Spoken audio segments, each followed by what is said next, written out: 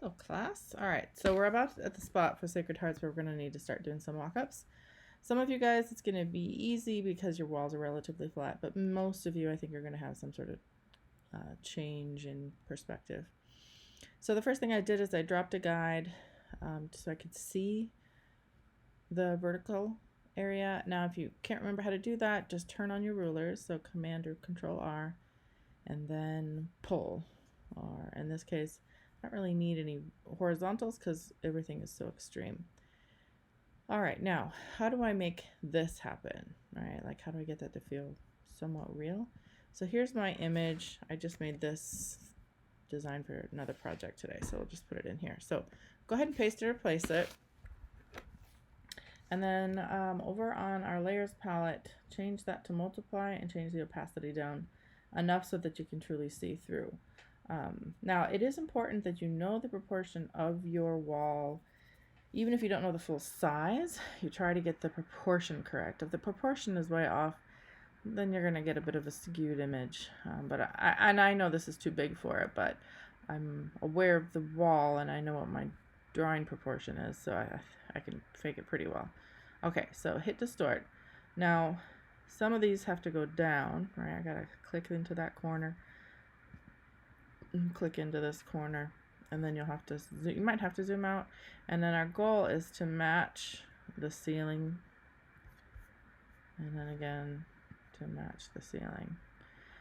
Sometimes you will be at a situation where it's tilting a couple directions. Like this is fairly vertical, but if it hadn't been, I'd have to really rearrange.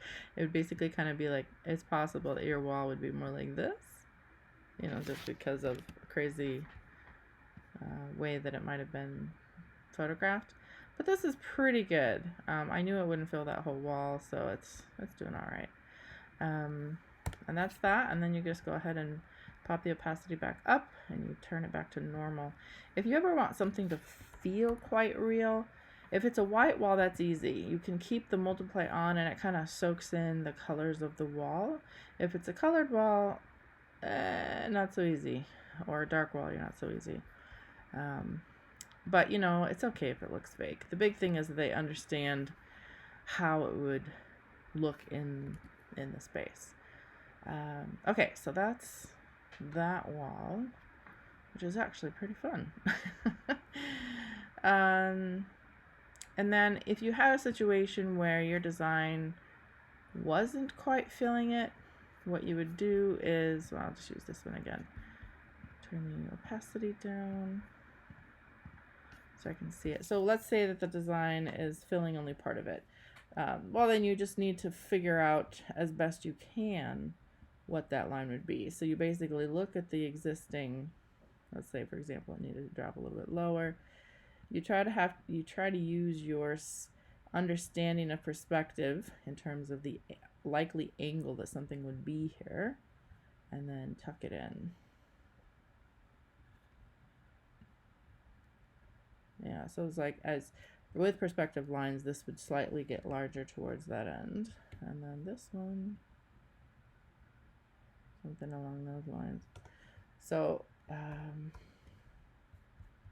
switch it back to normal.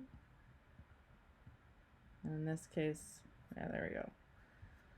So either way, it works pretty well. Let me know if you have any questions.